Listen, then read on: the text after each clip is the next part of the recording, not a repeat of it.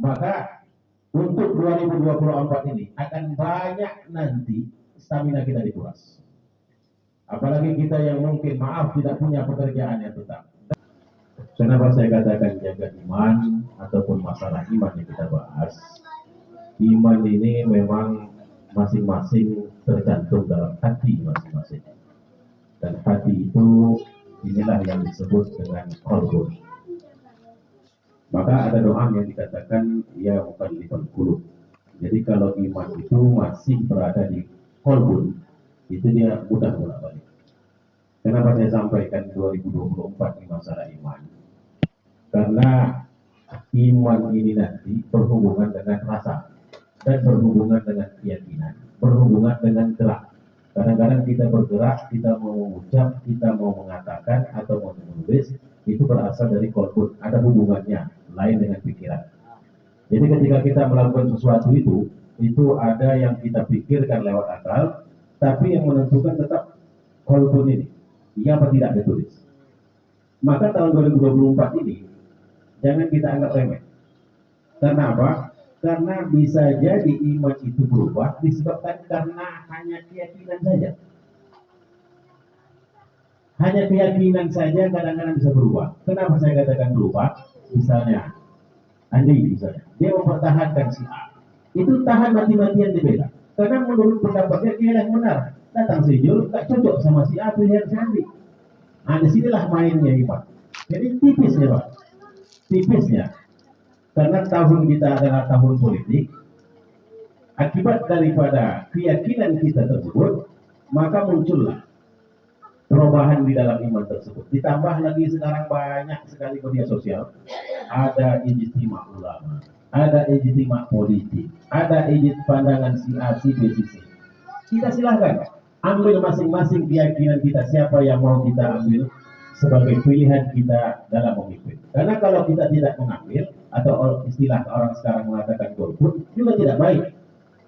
Kenapa saya katakan tidak baik? Tidak mungkin kita hidup di negara yang tidak ada pemimpin. Jadi jangan kita anggap pemimpin sepele. Wirid saja kalau tidak ada pemimpin, maka wirid bubar. Tanda sudah mulai nampak. Kenapa?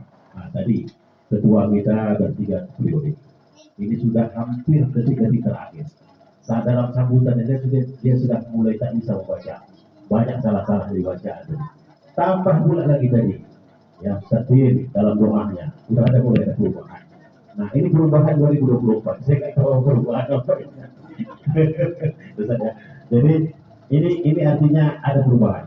Nah saya berkaitan dengan iman ini tadi, maksud kita jangan sampai keyakinan kita itu merombak iman kita. Cukup keyakinan kita cukup keyakinan kita itu dengan keyakinan kita sendiri, tapi jangan merubah etikat kita yakin kepada Allah. Karena iblis disitulah masuk. Maka tanpa sadar kadang-kadang allazi yuwaswisu fi sudurin nas, yang mengolah hati kita itu Bapak sekalian, secara tidak sadar itu masuk dari iblis itu. Jadi kalau dia menyuruh tak sholat itu gampang aja, tapi dia masuk dalam urat nadi kita itu, masuk dari peredaran darah kita itu, disitulah mulai digosoknya. Nah, sehingga kadang-kadang kita tahan membela seseorang, bahkan kadang membuat lelucon tanpa didasari lelucon itu memang tidak ada. Artinya dibuat-buat lelucon itu. Sehingga apa? Sehingga orang yakin. Kemudian kita seolah-olah mendewakan seseorang. Nah ini yang bahaya. Maka saya menganjurkan yang pertama, jaga iman untuk tahun 2024. Yang kedua, persatuan. Nah ini yang paling penting juga. Karena menjelang tahun 2024 ini, saya yakin kita ini sudah mulai banyak pemikiran-pemikiran, terutama tentang baik itu pilihan, baik itu pendapat, baik itu keyakinan. Kita satu diri, Pak. Kita satu jamaah, kita satu kampung. Silahkan punya keinginan dan pilihan masing-masing, tapi jangan sampai karena pilihan ini kita berubah. Kita jadi tidak berteguran, kita jadi berjauhan antara satu dengan yang lain. Makanya persatuan. Kita lihat sekarang sudah mulai banyak gap, Pak. Tingkat presiden saja sudah mulai banyak. Apalagi tingkat caleg. caleg ini, di daerah kita saja sudah mulai berapa orang?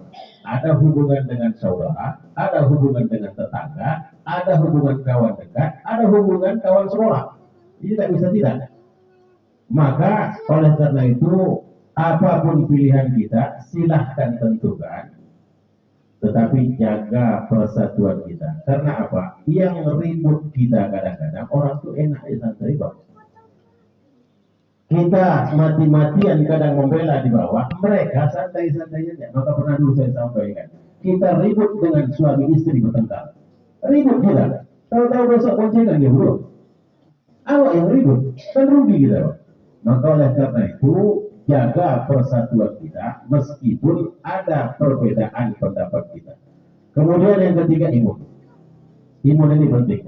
Imun apa maksudnya? Imun itu adalah stamina, kemudian kekuatan, kemudian ketahanan badan kita. 2024 akhir ini kita lihat sendiri saja, hujan tak tentu. Kadang hujan, kadang panas. Kemudian musim pun sudah mulai berubah. Maka untuk 2024 ini akan banyak nanti stamina kita dikuras. Apalagi kita yang mungkin maaf tidak punya pekerjaan yang tetap. Dengan adanya pilkada, dengan adanya pemilihan, ini akan terjadi perubahan. Perubahan apa? Terutama harga-harga barang yang paling tahu mungkin Pak Arman itu. Dia sedikit banyak. Nah, ketika ada perubahan-perubahan seperti ini dengan suasana politik, mau tak mau kita berusaha keras. Untuk apa? Untuk mencukupi kebutuhan keluarga. Kalau kita tidak berusaha keras, maka kita akan ketinggalan, kita akan tidak mampu mencukupi kebutuhan keluarga. Ditambah lagi, stamina kita tidak mampu untuk mengadaptasi dengan suasana tahun ini. Jadi kalau dulu pernah disampaikan di tahun 2023 ini mulai saja untuk kita mempersiapkan. Betul atau tidak, Allah yang menentukan nanti. Cuma itulah gambarannya ke depan. Maka 4 ini saya sampaikan pada malam hari ini, persiapan daripada kita menghadapi tahun 2024, yaitu pertama iman. Jaga iman kita, yang kedua jaga persatuan kita, yang ketiga jaga stabilitas, kekuatan, stamina kita, dan kita jadikan tahun 2024 ini tahun persiapan, tahun untuk perencanaan. Kalau bisa tahun 2024, tahun kita menyimpan. Karena menghadapi 2025 nanti, kita tidak tahu apakah nanti terbuka habis, atau simpanan kita ini nanti kalau kita tidak punya simpanan, kita takut nanti tidak sanggup kita menghadapi 2025, maka siapkanlah untuk tahun 2025 ini. Jadi saya kira itu saja mungkin apa yang bisa saya sampaikan, walau panjang-panjang supaya nanti bisa ditangkap. Mungkin ini sebagai penutup daripada tausiah kita pada malam hari ini, saya menyampaikan sedikit pengumuman selaku ketua Dewan Kampung yang pernah ditunjuk 2-3 tahun yang lalu. Maka insya Allah pada malam besok saya akan mengundang beberapa pimpinan-pimpinan, pengurus STM, pengurus wirid, pengurus BKM, pengurus RT, pengurus apa lagi itu. Pokoknya pengurus-pengurus lah. Kita akan rapat, karena masa jabatannya sudah mulai habis. Tanda-tandanya pun sudah mulai nampak. Jadi nanti bagaimana nanti kelanjutannya, itu nanti diskusi lah itu nanti. Siapa nanti yang akan meneruskan pengurus BKM, siapa yang akan meneruskan nanti wirid Yasin, STM juga segala macam. Enggak juga ada pengurus STM gawat juga kita Pak, enggak ada juga kali kubur nanti kan. Maka apapun ceritanya harus ditunjuk. Kalau tidak ada yang ditunjuk, maka kita akan bergerak masing-masing lah nanti.